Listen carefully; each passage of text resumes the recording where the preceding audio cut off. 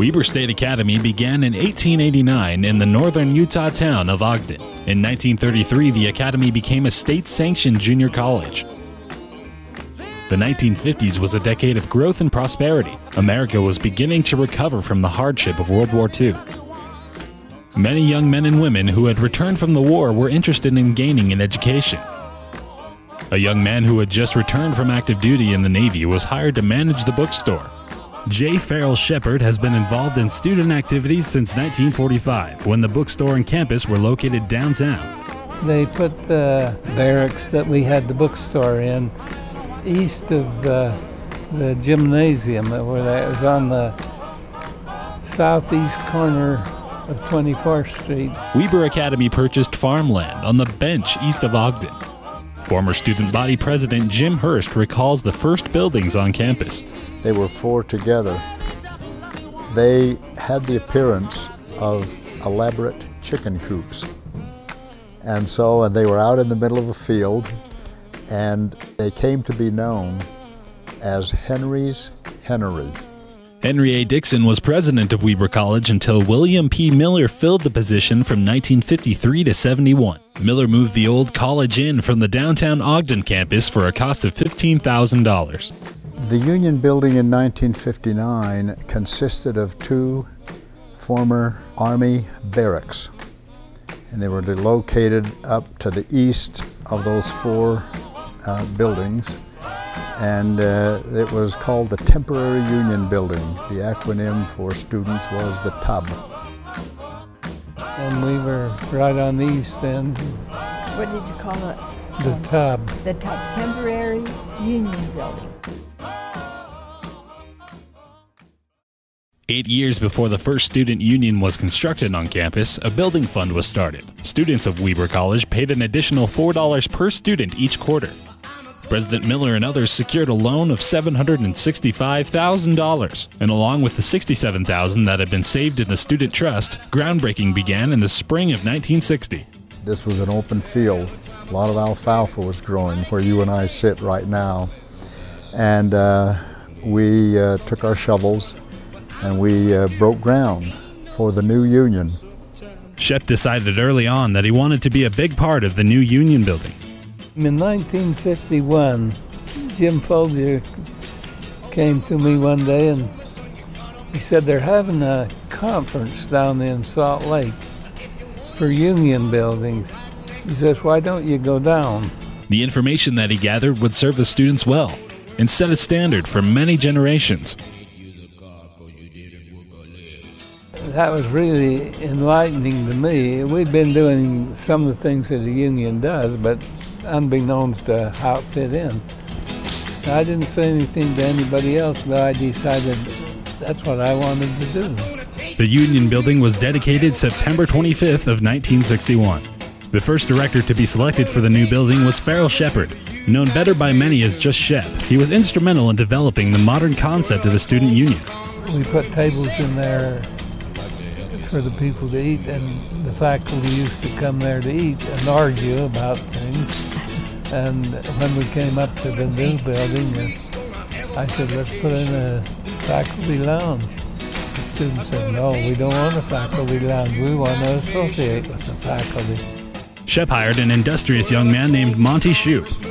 Because of his creativity and dedication, Monty was well respected by the students and staff. Just really a homey building. It was a place where all the students gathered. It was a small student body, and they came here to eat and to just hang out.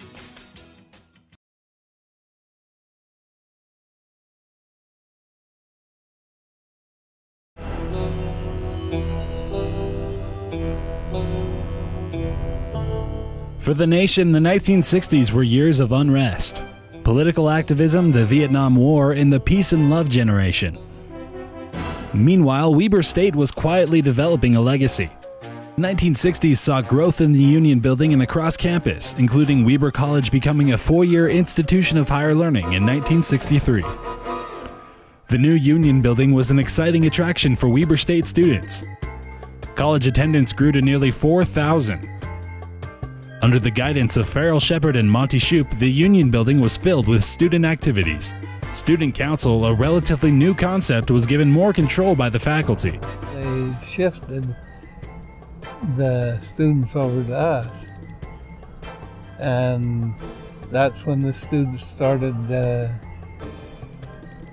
doing their own thing and running their own business. There was one standard that Shep expected the student government to follow. Now you've got the door open. Told them they had to be honest. You got to be responsible. They had a job to do, and if they did the job, nobody will stop you. Shep's lifelong companion, Lois Shepard, observed the growth of the student council. Teach them and train them to be officers and what their jobs were, what was expected of them. Curtis Smout, part of the union building leadership team, recalls his time with the students. I worked mostly with student government in their activities, and that included their student newspaper, at the time the yearbook, the student senate, the student government areas, and when we'd have big activities, we'd all pitch in together and work together. In the 1960s, bowling lanes became very popular all over the country. Weber State College was no exception. We had a Games and Recreation Committee. They were really strong in bowling. We beat BYU, the University of Utah, University of Idaho in bowling. We had great men and women's bowling teams. Social clubs had become a major part of the college scene. The sororities and fraternities promoted many fun activities both on and off campus. Dances were an important part of socializing at Weber College. Another major activity organized by the students was homecoming. We had the Flaming W, which is not held anymore because I understand later on someone almost burned the mountain down. We'd have a big bonfire. It would be out where the playfields are now, just south of the Fine Arts Building.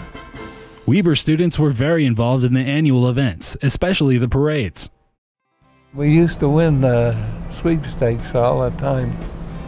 That was another big event that we did. It was just a big, exciting time. There was yet another annual event that was big on campus. Every year we'd plan what they'd call the Union Birthday Party. And that was one where they'd decorate the whole building in different, they'd pick a theme and different areas would be part of that theme. And it was something that we would pull townspeople up even to participate with us. They brought in singing groups like the Hilos, which back then was a pretty good nationally known group. The big activities weren't only confined to campus. And we rented what we'd call the Idaho Game Train. And we would sell tickets for the game train, and we'd rent the whole train, and the train would take 500 people from Ogden to Pocatello, Idaho. We'd pull into Pocatello and then walk from the train station up to the stadium. Those game trains was a good experience and a fun activity. Have several box cars where they'd have a band and the kids would dance. And we had a big old train bell that we used as a trophy. And whoever won the game would win this bell trophy. The good times that were enjoyed at Weber State were secondary to the learning experiences provided by the Student Union Building. Shep began his career in the bookstore, a vital part of the learning experience. After Shep moved into the director's office, Dee Skank became the manager in 1962. I was delivering mail at Clearfield, and so I quit that job and started working at the bookstore. And I thought it was a pretty nice bookstore. Shep always guided and directed the union building activities with a solid purpose in mind. The Student Union Building is a place where students can learn about who they are. Most people think, well, it's just a place to have parties. And I determined that it's part of the education system, and it can be used as such. There are a lot of traditions around here that Shep had his hand in. One of the things I learned from Farrell Shepard was you need to provide these out-of-classroom experiences for the students to get a well-rounded education. Out-of-class activities was recognized as a major contribution to the education that as students would receive here. Farrell Shepard would always say the heartstone of the campus. Heartstone of the campus is the Union Building, brings people together.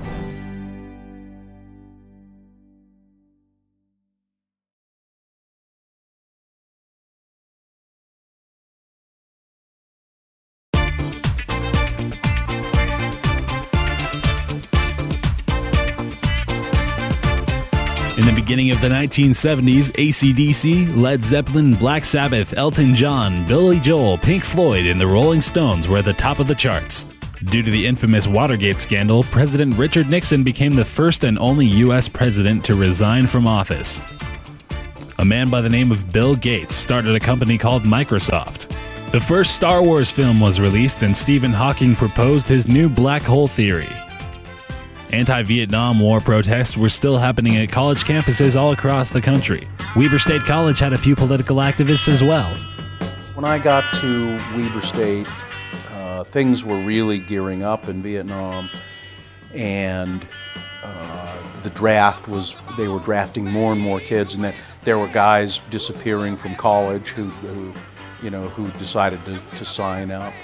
There were protests out in front of the Union Building. I was involved in every single one of them. Meanwhile, Weber State College was celebrating its 90th birthday, and growth was happening all over campus. The new Miller Administration Building was completed, along with the new Social Sciences Building and the Bell Tower. And the Union Building was at the center of it all. It was nothing like it is today. It was very nice. It was a smaller campus. Geographically and stuff, the campus didn't look then as it does now. The Lindquist Plaza, the fountain, and the pond were just being put in. Many entertainers and notable speakers were invited to visit the Union Building. Novelist Pearl S. Buck and radio personality Paul Harvey shared their thoughts. Top-of-the-chart groups like Kenny Rogers and the First Edition filled the halls of the Union Building. Even Minnesota Fats, the infamous pool player, gave demonstrations on campus. Noon programs brought the concept of the living room of the campus to life. We'd set up a table down there, and he would, all these pool sharks would come around to try and beat him. Those staircases and up around the balcony would just be lined with hundreds of students watching him with his demonstration. Farrell Shepard's concept of education outside the classroom continued, as politicians and plays, music, and good times echoed throughout Weber State College. Then the fraternities and sororities would have their big dances. Phoenix and LD had their snowball. We had the snowball dance, which was put on by Beta Theta Pi fraternity and Ladi Anita. And then Excel Snow Tea had their sweet tart ball. Of course, there was always a lot of competition. What they would do, the opposing fraternity would make sure they could turn the lights out at the middle of the dance when they were going to announce the queen.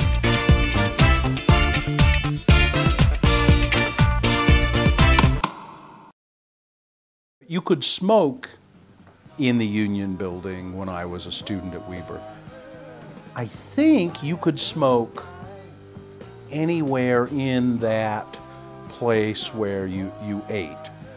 Junction, they called it, downstairs that you could eat. It was kind of where the smokers hung out. You could smoke in the Union Building then. But in the theater department, we always used to smoke out in the scene shop. If you needed a cigarette, scene shop. But if you ran out of cigarettes, you'd go buy them in the Union Building. The various activities held in the Union Building continued to bring students together throughout the decade. J. Farrell Shepard. I worked in the Union Building for him when I was a student, and he called the Shepard Union Building the living room of the campus, and he really meant it. And we used to have a lot of fun there.